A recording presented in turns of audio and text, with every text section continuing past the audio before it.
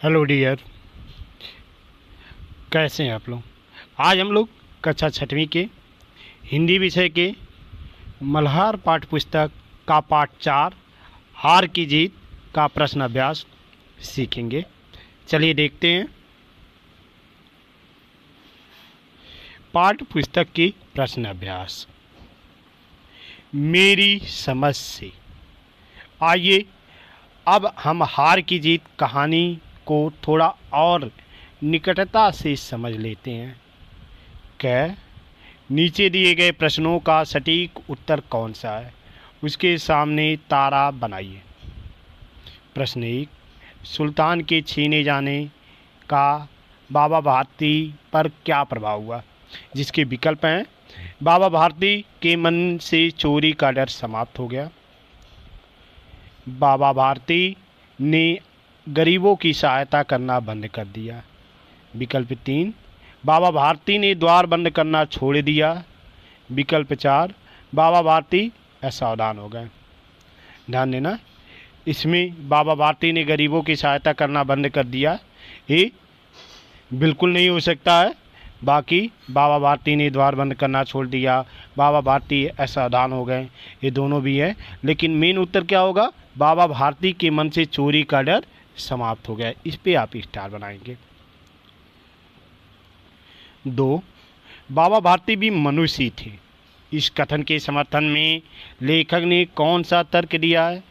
बाबा भारती ने डाकू को घमंड से घोड़ा दिखाया, बाबा भारती घोड़े की प्रशंसा दूसरे से सुनने के लिए व्याकुल थे, बाबा भारती को घोड़े से अत्यधिक लगाव और मोह था, बाबा भारती हर पल घोड़े की रखवाली करते रहते थे। इसमें जो भी विकल्प सही है उस पर आप तारा बनाएंगे। तो पढ़ते वक्त देखा गया था कि बाबा भारती भी मनुष्य ही थे, अर्थात प्रशंसा किसी प्रिय नहीं होता, इसलिए बाबा भारती घोड़े की प्रशंसा दूसरे से सुनने के लिए व्याकुल थे। ये आपका उत्तर सही होगा। इस तरह से इसको आप करेंगे। ख, अब अपने मित्रों के साथ चर्चा कीजिए कि आपने उत्तर ही क्यों चुने हैं। तो आप इसका उत्तर स्वयं देने की कोशिश करेंगे। आप लिख सकते हैं कि मैंने ये उत्तर इसलिए चुने क्योंकि पाठ में स्पष्ट रूप से बताया गया है कि बाबा भारती का मन से चोरी का डर समाप्त हो गया था और वह भी अपने घोड़े की प्रशंसा सुनना चाहते थे। इन विवरणों से उत्तर सही प्रतीत होता है। शीर्षक, आपने अभी जो कहानी पढ़ी है उसका नाम सुदर्शन ने हार की जीत रखा है। अपने समूह में चर्चा करके लिखिए कि उन्होंने इस कहानी को यह नाम क्यों दिया होगा। अपने उत्तर का कारण भी लिखिए। तो आप इस पर चर्चा अवश्य करेंगे और सोच विचारेंगे। आप ऐसे लिख सकते हैं, सुदर्शन ने इस कहानी को हार का जीत नाम इसलिए दिया क्योंकि इसमें खड़ंग सिंह ने भले ही घोड़ा चुराकर बाबा भारती को पराजित कर दिया था, लेकिन अंततः बाबा भारती के महान विचारों और उनके गरीबों के प्रति प्रेम ने खड़ग सिंह को आत्मग्लानि का अनुभव कराया और वह घोड़ा वापस लौटा दिया। बाबा भारती का हारने के बावजूद नैतिकता और उदारता से खड़ग सिंह के हृदय को जीतना ही इस कहानी का असली जीत है, इसलिए इस कहानी को हार का जीत कहा गया है। इस तरह से आप इसका उत्तर देंगे।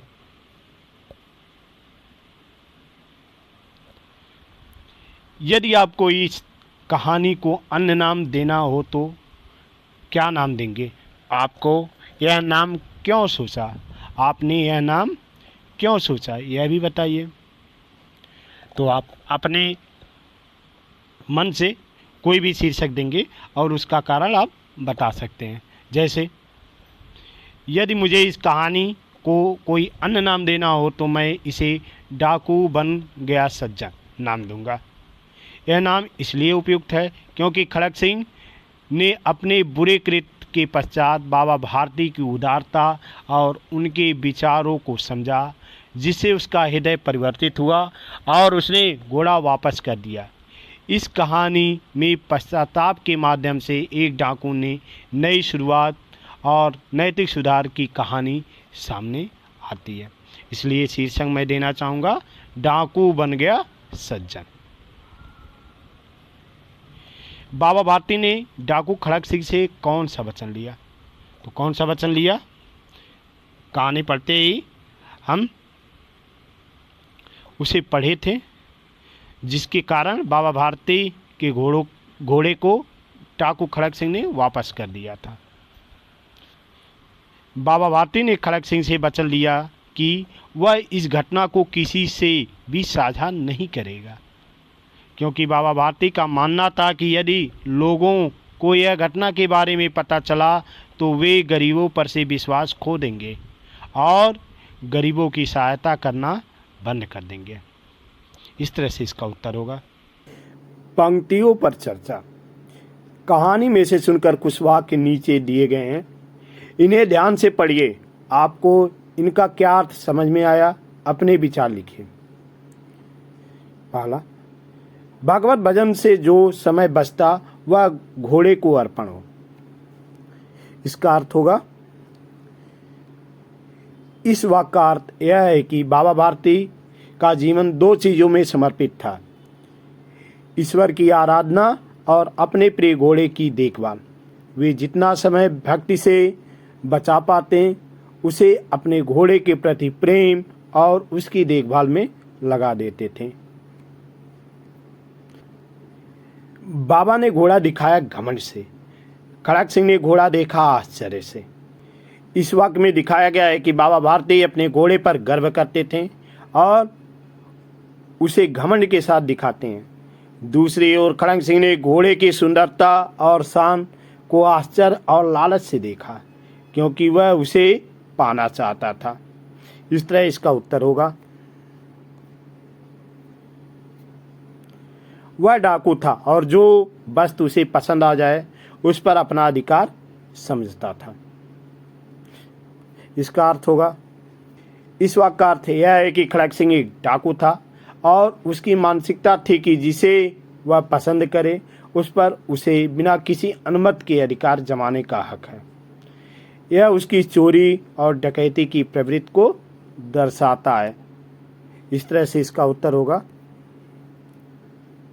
बाबा भारती ने निकट जाकर उसकी ओर ऐसी आंखों से देखा जैसे बकरा कसाई की ओर देखता है और कहा, यह घोड़ा तुम्हारा हो चुका है।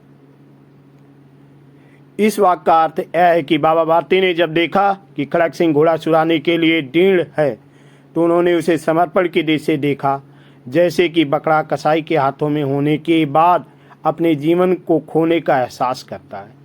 बाबा भारती ने मान लिया कि अब घोड़ा खड़क सिंह का हो चुका है। इस तरह का इसका उत्तर आप लिखेंगे।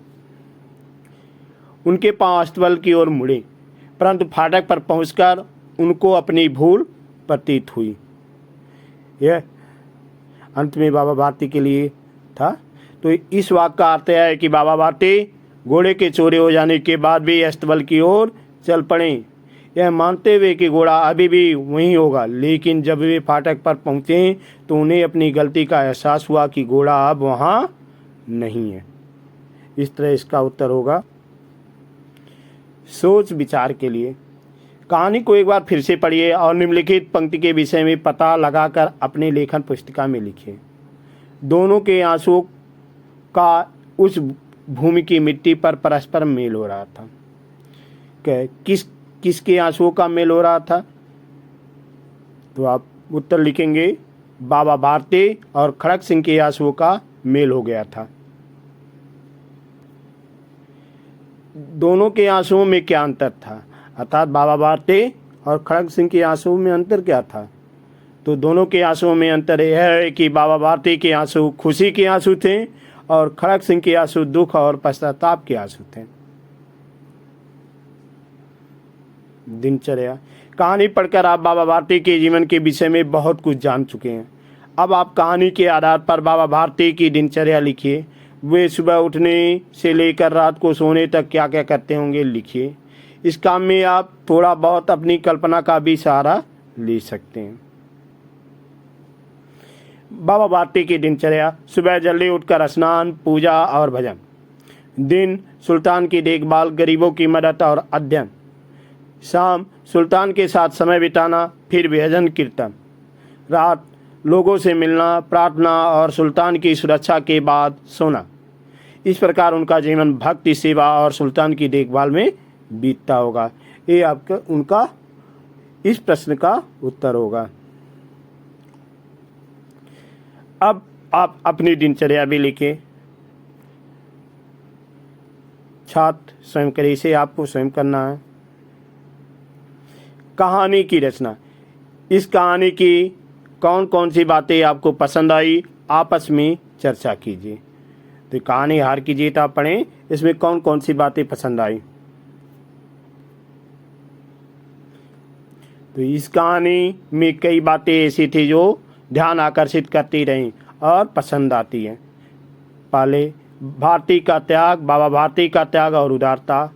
खड़ंग सिंह का पश्चाताप, कहानी का नैतिक संदेश, भरोसे का मत आदि बातें बहुत ही पसंद आई। कोई भी कहानी पाठक को तभी पसंद आती है जब उसे अच्छी तरह लिखा गया हो, लेकिन कहानी को अच्छी तरह लिखने के लिए अनेक बातों का ध्यान रखते हैं, जैसे शब्द, वाक्य, संवाद आदि। इस कहानी में आए संवादों के विषय में अपने विचार लिखिए। इस कहानी में क्या संवाद आए हैं, इसके विषय में अपने विचार लिखने हैं। कहानी में संवादों का बहुत महत्वपूर्ण स्थान होता है। संवाद न केवल कहानी के पात्रों के विचारों और भावनाओं को अभिव्यक्त करते हैं, बल्कि कहानी को गति और प्रभाव को भी प्रभावित करते हैं। हार की जीत की कहानी में संवादों की सादगी, संवादों की स्वाभाविकता और संवादों का प्रभाव इस प्रकार था कि हार की जीत के संवाद कहानी को प्रामाणिकता, गहराई और सजीवता प्रदान करके पाठक को कहानी से सहज ही जोड़ पाते हैं। इस तरह इसका उत्तर होगा कि कहानी में संवादों का बहुत महत्वपूर्ण स्थान होता है। संवाद न केवल कहानी के पात्रों के विचारों और भावनाओं को अभिव्यक्त करते हैं, बल्कि कहानी को गति और प्रभाव को भी प्रभावित करते हैं। हार की जीत की कहानी में संवादों की सादगी, संवादों की स्वाभाविकता और संवादों का प्रभाव इस प्रकार था कि हार की जीत के संवाद कहानी को प्रामाणिकता, गहराई और सजीवता प्रदान करके पाठक को कहानी से सहज ही जोड़ पाते हैं। कहानी से सुनकर कुछ मुहावरे नीचे दिए गए हैं, जैसे लट्टू होना, हृदय पर सांप लौटना, फूले न समाना, मुंह मोड़ लेना, मुंह खिल जाना, न्यौछावर कर देना। कहानी में इन्हें खोजकर इनका प्रयोग कीजिए। तो कहानी में ये आए हैं, जिन वाक्यों में ये आए हैं वही उनका वाक्य प्रयोग होगा। जैसे लट्टू होना लट्टू। बाबा भारती घोड़े की चाल पर लट्टू थे। लट्टू होना, बाबा भारती घोड़े की चाल पर लट्टू थे। हृदय पर सांप लौटना, घोड़े की चाल देखकर खड़क सिंह के हृदय पर सांप लौट गया। फूले न समाना, घोड़े के शरीर तथा उसके रंग को देखकर बाबा भारती फूले न समाते थे।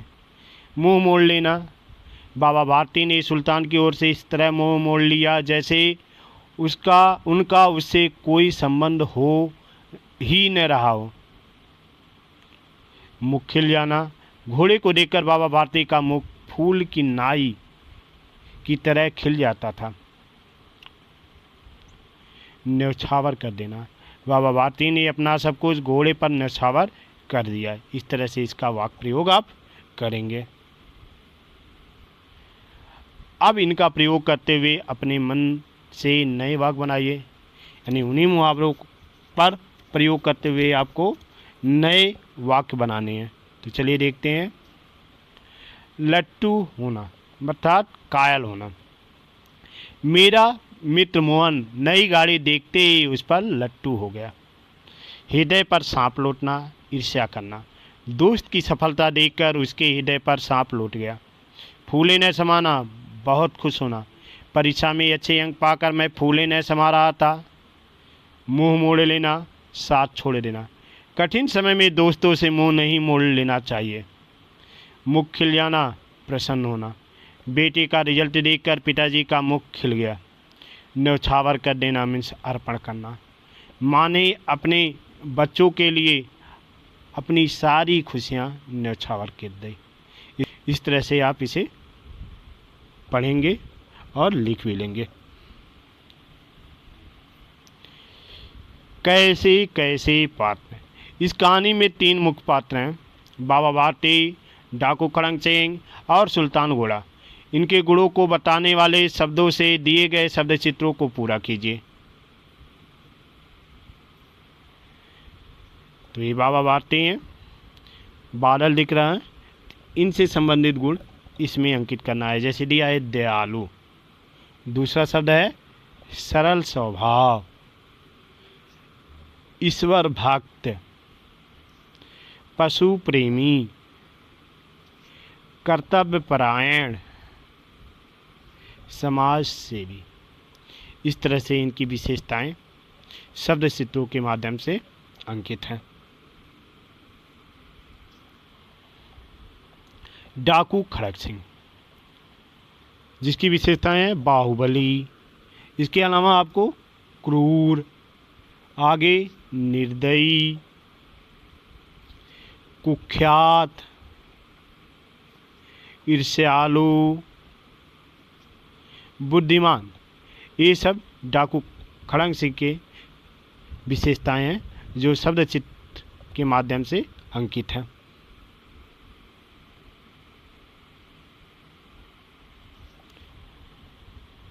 पाठ से आगे सुल्तान की कहानी। मान लीजिए यह कहानी सुल्तान सुना रहा है, तब कहानी कैसे आगे बढ़ती। स्वयं को सुल्तान के स्थान पर रखकर कहानी बनाइए।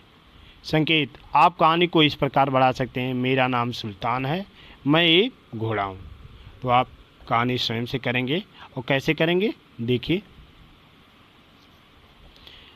मेरा नाम सुल्तान है, मैं एक घोड़ा हूँ और बाबा भारती के लिए अनमोल हूँ। बाबा ने मुझे बड़े प्यार और स्नेह से पाला। एक दिन खड़ग सिंह नाम का एक डाकू मुझे चुरा ले गया। चुराते समय बाबा भारती ने खड़ग सिंह से कहा कि इस घटना के विषय में किसी से कुछ नहीं कहना। उसने मुझे अपने पास रखा, लेकिन मैं हमेशा बाबा को याद करता रहा। खड़ग सिंह ने मुझे कई बार कठिनाइयों में डाला, लेकिन बाबा की दी हुई शिक्षा और उनकी यादें मुझे हिम्मत देती रही। कुछ समय बाद खड़ग सिंह को महसूस हुआ कि मुझे चुराकर उसने गलत किया है। बाबा के प्रति प्रेम और विश्वास ने खड़ग सिंह को बदल दिया। उसने मुझे बाबा को लौटा दिया। जब मैं वापस बाबा के पास पहुंचा तो उन्होंने मुझे गले लगाया और फिर से हमारे सुखद दिन शुरू हो गए। मैंने सीखा कि सच्चाई और प्रेम के आगे कोई भी बाधा टिक नहीं सकती। इस तरह से सुल्तान अपनी कहानी स्वयं से कह सकता है। मन के भाव। कहानी में से चुनकर कुछ शब्द नीचे दिए गए हैं। बताइए कहानी में कौन कब ऐसा अनुभव कर रहा था। चकित, अधीर, डर, प्रसन्नता, करुणा और निराशा, ये आपके शब्द हैं। निराशा, खड़ग सिंह ने जब घोड़े को देखा तो वह चकित रह गया। दूसरा अधीर है। बाबा भारती और खड़ग सिंह के बीच संवाद के दौरान इसे बाबा भारती अनुभव कर रहे थे, किसे, अधीरता को। डर, जब खड़ग सिंह ने बाबा भारती से कहा कि घोड़ा आपके पास न रहने दूंगा, तब बाबा भारती इसे अनुभव कर रहे थे, किसका, डर का। नहीं, वह डर रहे थे। प्रसन्नता, जब बाबा भारती सुल्तान की पीठ पर सवार होकर घूमने जा रहे थे तो उस समय उनके मुख पर प्रसन्नता थी। करुणा, सहसा एक आवाज़ आई, उस आवाज़ में करुणा थी। निराशा, फाटक पर पहुंचकर बाबा भारती को अपनी भूल पर निराशा हुई। इस तरह से इन शब्दों का हम वाक्य प्रयोग करेंगे। आप उपयुक्त भाव को कब कब अनुभव करते हैं लिखिए। संकेत, जैसे गली में किसी कुत्ते को देखकर डर गया, प्रसन्नता या करुणा आदि का अनुभव करना। चकित, आश्चर्यजनक कार को देखकर। अधीर, किसी कहानी या घटना सुनने के लिए। डर, गलती करने पर। प्रसन्नता, सफलता प्राप्त करने पर। करुणा, किसी बीमार को देखकर। निराशा, असफल होने पर। ऐसे आप इसका वाक्य प्रयोग कर सकते हैं। झरोखे से, आप जानते ही हैं कि लेखक सुदर्शन ने अनेक कविताएं भी लिखी हैं। आइए उनकी लिखी एक कविता पढ़ते हैं। वह चली हवा। वह चली हवा, वह चली हवा, ना तू देखे ना मैं देखूं, पर पत्तों ने तो देख लिया, वरना वे खुशी मनाते क्यों। वह चली हवा, वह चली हवा, यह सुदर्शन द्वारा लिखित है। अब साझी समझ, आपको इस कविता में क्या अच्छा लगा, यानी ये कविता में आपको क्या अच्छा लगा, आपस में चर्चा कीजिए और अपनी लेखन पुस्तिका में लिखिए। तो चलिए देखते हैं। उत्तर छात्र स्वयं करें। आपको यह स्वयं करना है। आप एग्जाम्पल के तौर पे लिख सकते हैं। यह कविता वह चली हवा एक सरल और सुंदर तरीके से हवा के अदृश्य होने के बावजूद उसकी उपस्थिति को दर्शाती है। कविता का मुख्य बिंदु यह है कि हम हवा को सीधे नहीं देख सकते, लेकिन हम उसे महसूस कर सकते हैं और उसके प्रभाव को देख सकते हैं। पत्तों का हिलना और उनकी खुशी, जैसे कि वे नाच रहे हों, इस बात का प्रमाण है कि हवा आई है। यह कविता हमें प्रकृति के उन सूक्ष्म और अदृश्य पहलुओं की ओर ध्यान दिलाती है जिन्हें हम प्रत्यक्ष रूप से नहीं देख सकते, पर उनके प्रभाव को महसूस कर सकते हैं। इस तरह से हम लिख सकते हैं। धन्यवाद। आज बस इतना ही।